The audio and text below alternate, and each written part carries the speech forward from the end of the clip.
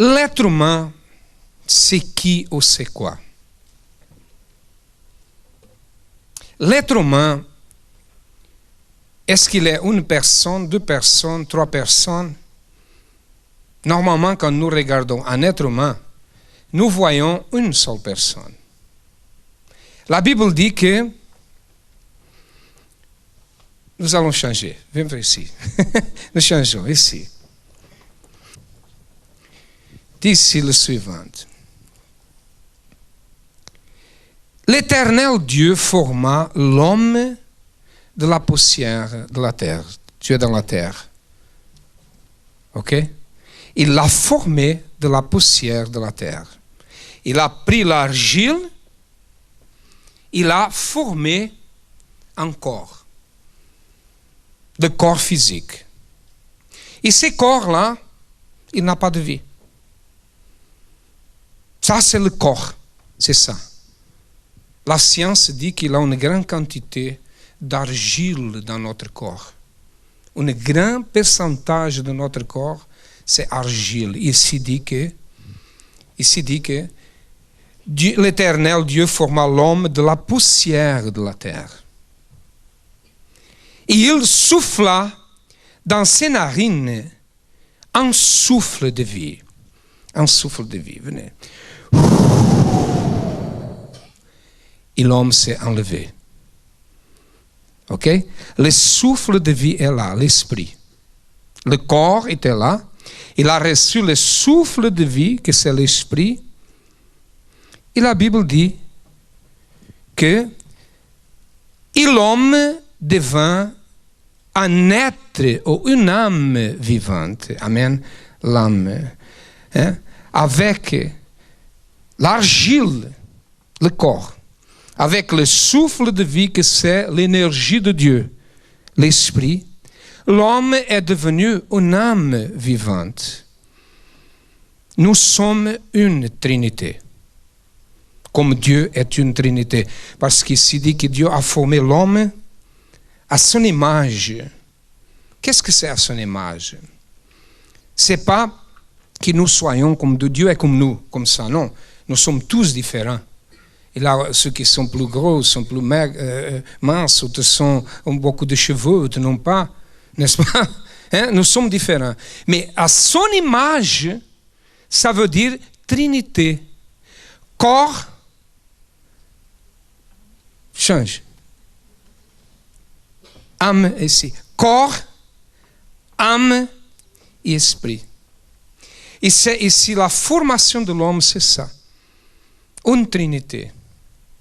Alors, pour que la vie de l'être humain marche bien, elle a besoin d'énergie. Parce que nous sommes autonomes, nous mangeons, nous marchons, nous rions, mais nous avons besoin de recevoir l'énergie, ainsi comme le corps a besoin de l'oxygène pour respirer, invisible. Le corps formé par Dieu a besoin d'une énergie pour qu'il puisse se développer. Sinon, il reste toujours le même homme, corps, âme et esprit, mais il ne développe pas, n'a pas évolution. Il a besoin d'une énergie. Nous recevons l'énergie comme les plantes, comme la nature reçoit l'énergie du soleil, l'énergie qui vient. Nous, les êtres humains, nous avons besoin de cette énergie. Il y a deux types d'énergie que nous avons besoin. Je parle de l'homme, de l'être humain spirituel. Nous avons besoin d'une énergie. Il y a deux types d'énergie. Ou l'énergie qui vient de Dieu, ou l'énergie qui vient du diable.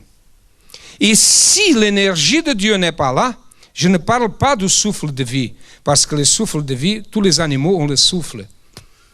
On la vie, l'énergie. Je parle de l'énergie qui vient de Dieu, que nous sommes en train de parler, que c'est le Saint-Esprit. Si l'énergie qui est sur ces corps, c'est l'énergie de Dieu, certainement, il marche bien. C'est vrai, il a des difficultés. Il existe des problèmes, des barrières à surmonter. Mais Dieu nous donne courage, force. Dieu nous donne la force suffisante pour vaincre et surmonter tous les problèmes. Si l'énergie de Dieu n'est pas là, si le corps appartient au monde, certainement, il vient l'énergie du diable et domine. Parmi ces trois qui sont ici, quel est l'objectif, ou comment je dis, o alvo? Le but, c'est ça que le diable a. Quel est ce qu'il attaque? Il va attaquer qui? Il est là pour gagner qui? Corps, âme et esprit. Qu'est-ce que le diable veut de ces corps qui est ici? L'âme. Il attaque exactement l'âme. Il prend possession du corps pour diriger tout le corps et pour amener cette âme à l'enfer. Et quand il entre, il domine l'être humain, il y a des problèmes, des conflits. Qu'est-ce qui fait l'énergie du monde? Quand la personne n'est pas de Dieu, elle reçoit l'énergie de quoi? Quel type d'énergie? Elle reçoit l'énergie appelée vice, c'est diabolique. L'énergie appelée boîte de nuit, c'est comme ça qu'on dit, boîte de la nuit, de l'alcoolisme, rébellion, pornographie, débauche. Ça sont les esprits impurs qui dominent sur l'être humain qui font ça. Et c'est pour cela que la majorité des jeunes, des êtres humains sont perdus. Pourquoi? Parce qu'ils sont dominés par des esprits impurs ou soit l'énergie négative, l'énergie qui vient du diable. Quel est l'objectif de Dieu? L'objectif de Dieu, c'est délivrer la personne, délivrer l'être humain et il-même venir y habiter au-dedans. Mais pour que ça soit possible, c'est nécessaire que notre esprit soit fort. Parce que c'est l'esprit qui doit donner des ordres, ce n'est pas l'âme. L'âme, c'est ici qui est le péché, le désir du péché, le désir de manger, le désir de dormir, le désir de beaucoup de plaisir de certaines choses, c'est ici, c'est l'âme. L'âme sommes nous. Le corps, c'est quoi? Argile. Que nous avons besoin de prendre le bain tous les jours, d'avoir des parfums, n'est-ce pas? Sinon, n'est-ce pas? Comme ça, n'est-ce pas? Le corps est simplement quoi? Comment je dis? Involucro, comment est-ce que? Ah, ok, vous savez, c'est ça. C'est ça même. C'est la carcasse. C'est ici. Et l'âme utilise le corps et elle veut diriger tout cela. Quand l'esprit est abattu, c'est l'âme qui domine. Et si l'âme domine, elle veut quoi? Ah, c'est quelle heure? À 10 heures, 22 heures, je veux sortir, je vais pour la boîte. Ah, je veux chercher le plaisir avec mes amis. Ah, je veux dormir. J'ai fait toute la nuit dans la débauche et je veux dormir pendant la journée. Ah, je ne veux pas travailler. L'âme n'aime pas travailler. L'âme n'aime pas étudier. L'âme n'aime pas les choses qui sont difficiles. L'âme n'aime pas le sacrifice. Quand nous parlons de sacrifice, l'âme fait sacrifice. L'âme n'aime pas le sacrifice. Alors, pour que le corps fonctionne bien, c'est nécessaire que l'esprit soit fort. Si l'esprit est fort, il domine sur l'âme. Quand l'âme dit va par là, l'esprit dit non, parce qu'il est l'énergie de Dieu. Il dit non, ne fais pas ça. Mais la main, mais je veux ça. Vous savez les conflits intérieurs que vous vivez de temps en temps? Tout le monde qui est ici a des conflits intérieurs. N'est-ce pas? Il y a une voix qui dit je vais. Et autre voix qui dit ne va pas. N'est-ce pas? Principalement quand nous allons faire quelque chose d'erroné, je vais faire. Mais l'autre, non, ne fais pas ça. Ah, mais je vais faire. Et l'autre dit, ah, si tu fais, tu vas souffrir les conséquences. C'est le conflit entre les deux qui sont ici. Et le corps, simplement, est là. Il attend un ordre. Il attend, c'est l'esprit ou c'est l'âme qui décide. Il va faire ce qui va redonner plus fort. Si c'est l'âme Ok, mais l'âme va toujours amener la personne à destruction parce que l'âme, c'est notre ego. C'est ici la source que nous appelons le cœur. Ce n'est pas le cœur muscle. C'est le cœur biblique, c'est l'âme. C'est elle qui veut prendre des décisions. Quand l'esprit reçoit la force à travers la parole de Dieu, à travers fréquenter l'église, pratiquer la parole, servir à Dieu, s'approcher de Dieu. Si nous nous approchons de Dieu, à chaque fois que nous nous approchons, l'esprit grandit. Amen. Il gagne de force. Nous nous approchons, nous venons, nous pratiquons ce que dit la parole de Dieu, l'esprit augmente. Il aime. Et l'âme, j'aimerais faire ça, l'esprit dit non. Ici, qui donne des ordres, c'est moi. Amen.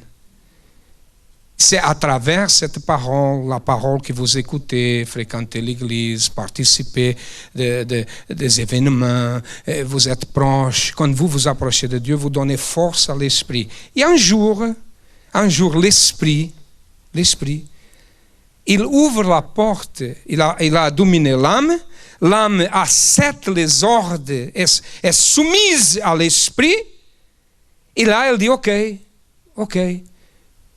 je veux suivre le Seigneur Jésus. Et c'est là que vient le Saint-Esprit. L'Esprit ouvre la porte et le Saint-Esprit vient. Il est l'énergie qui dirige tout le corps. Amen. Et là, il aura quoi? Les problèmes vont finir, c'est ça? Non. Les problèmes ne finissent pas parce qu'ils sont dans le monde. Mais ce corps est complet. Il est à l'image de Dieu. Image quoi? Qu'est-ce qu'il dit plus?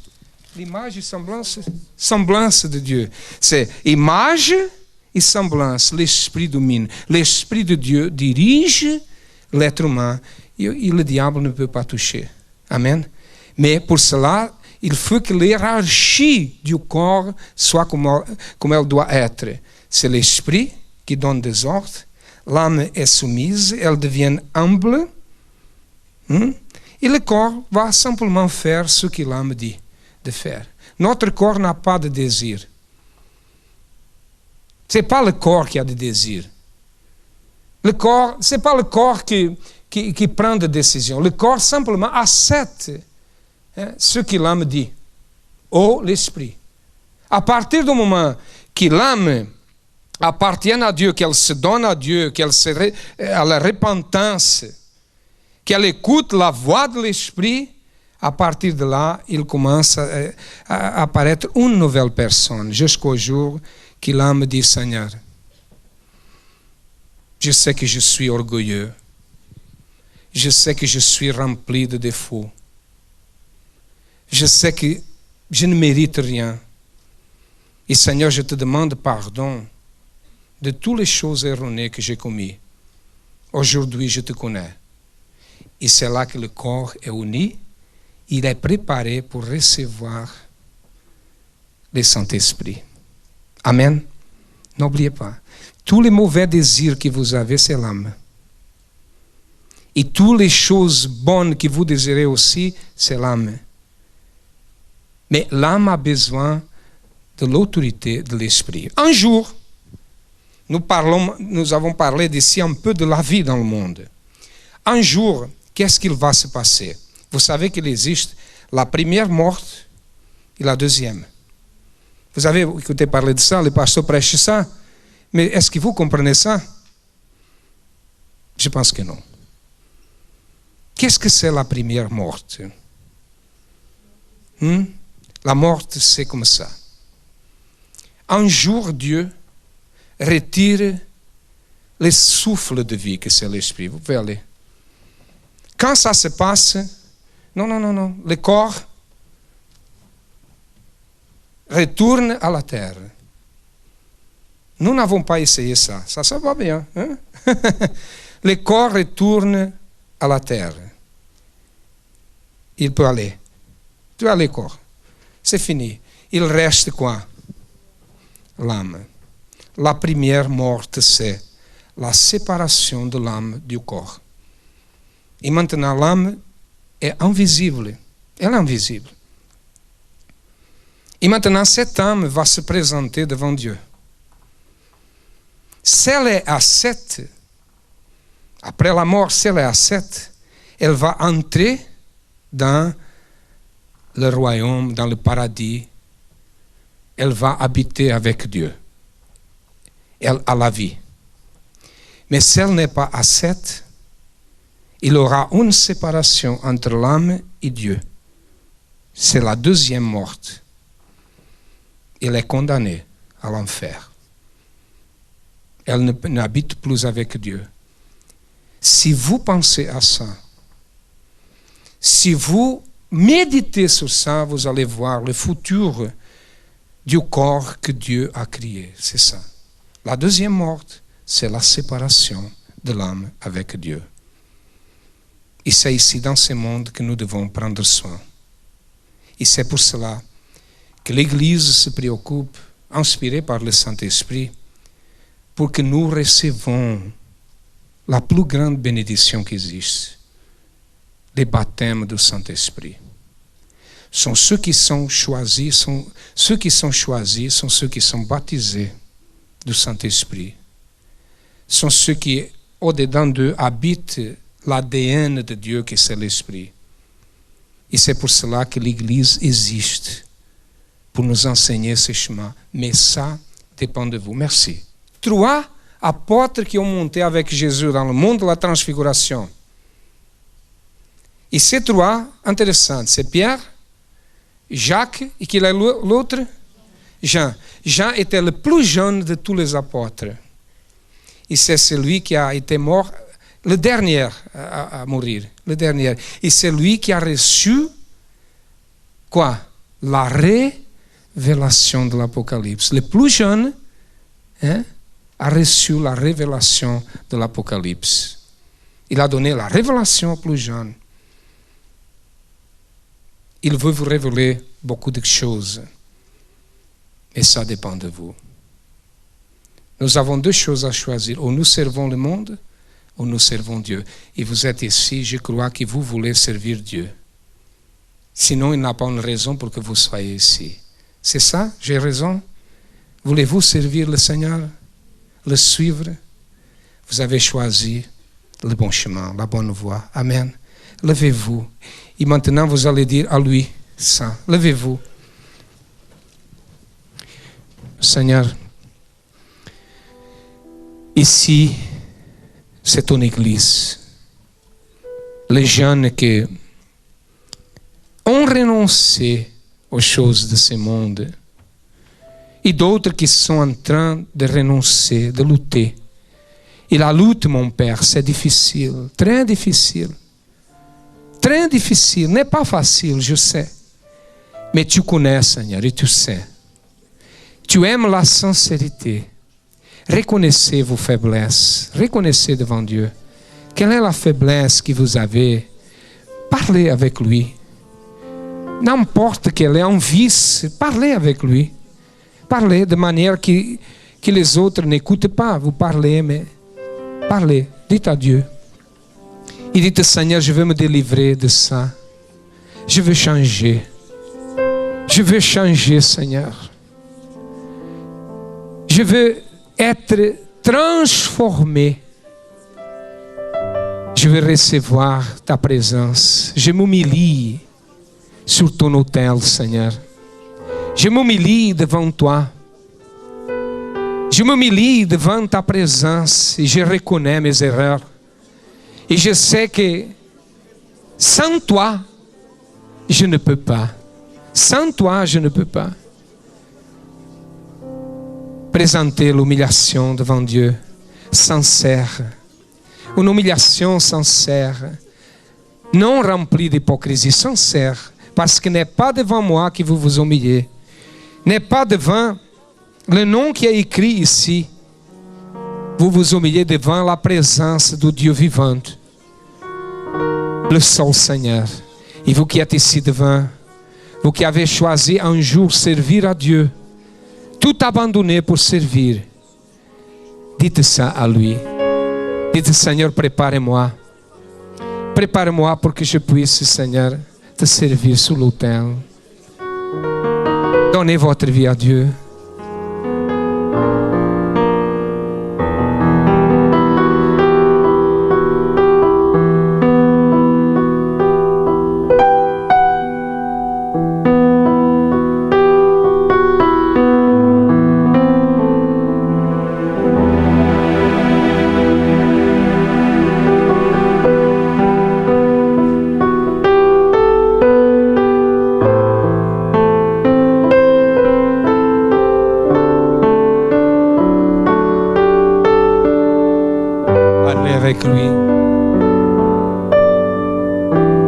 connaissez.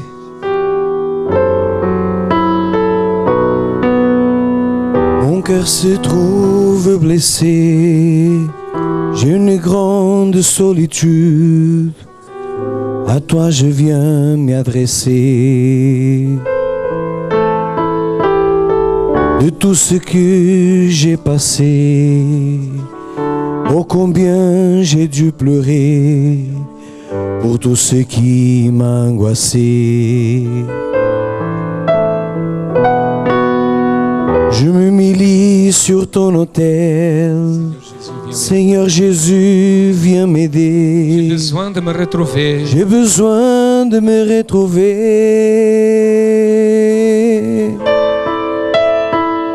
Je rends ma vie à tes pieds et ton tes mains vers moi.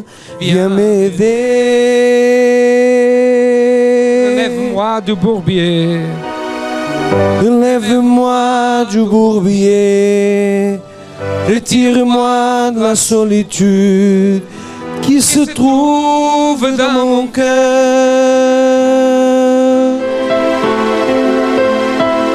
Comme un enfant sans abri, Comme un perdu dans la rue. comme un perdu dans la rue. Seigneur, me voici. Oh Père, j'ai besoin d'aide. Oh Père, j'ai besoin d'aide. Et si tu ne m'écoutes pas, Que sera-t-il de moi? que sera-t-il de moi? Et je crois qu'aujourd'hui, Mais je crois qu'aujourd'hui, tu me donneras la vie, tu vas me relever. enlace-moi, ô Père. Levez vos mains. Enlace-moi, ô Père. Pécheur. Je sais, je suis pécheur. Et je me donne entièrement. Mais je me donne entièrement. Sers-toi. Sers-toi de moi, Seigneur. Enlace-moi. Enlace-moi, ô Père. Je sais, je suis pécheur. Mais je me donne entièrement. Sers-toi de moi, Seigneur. Et sers-toi de moi, Seigneur. Me voici. Je me donne à toi pour que vous recevez le Saint-Esprit. Il faut que vous vous donnez. Donnez-vous à Dieu. Dites, Seigneur, je te donne ma vie. Je sais que je suis faible, je suis pécheur. Je suis rempli de défauts. Mais je me donne à toi. Tu es mon grand trésor. Tu es mon Père. Et je t'aime, mon Père. Dites ça. Parlez avec lui. N'est pas une prière sans intelligence. C'est une prière intelligente. Une prière intelligente. Dites, je t'aime, Seigneur. Et je sais que sans toi, je ne suis personne. Et recevez maintenant. Recevez le Saint-Esprit. Recevez le souffle de vie. Recevez maintenant. Soyez remplis du Saint-Esprit. Recevez. Alléluia. Je sais qu'il est ici, mes amis. Je sais que le Saint-Esprit est ici. Il vous accepte. Il veut que vous soyez transformés. Transformés en fils, enfant de Dieu. Alléluia. Nous t'adorons, Seigneur. Enlace-moi, mon Père. Enlace-moi, mon Père.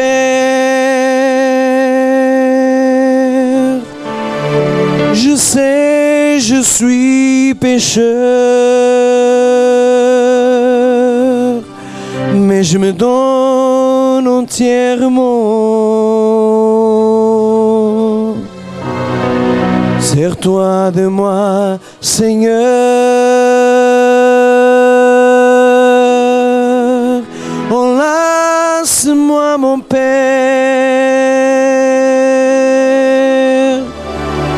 Je sais, je suis pécheur, mais je me donne entièrement.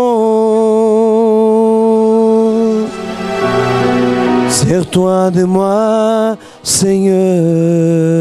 Seigneur, nous avons ces jeunes ici devant qui se sont présentés pour faire partie de ton armée. Il y a d'autres, Seigneur, qui sont là, mais sont indécis, mais qui ont le désir de faire ton œuvre, de te suivre. Prépare-le, Seigneur. Montre-nous, montre qu'ils sont les choisis, au nom du Seigneur Jésus. Protège tes enfants qui sont là. Protège la famille aussi. Nous prions pour notre famille, pour la famille de tes enfants qui sont là. Priez pour votre famille. Dites, Seigneur, sauve ma maison. Priez pour vos parents, frères, fils. Priez. Sœurs. Que la famille soit ici, Seigneur. Que là est la multiplication. Et que moi et ma maison, que nous tous, nous servirons au Seigneur. Au nom de Christ. Je vous bénis à tous. Au nom du Père, du Fils et du Saint-Esprit. Je vous bénis au nom du Seigneur Jésus.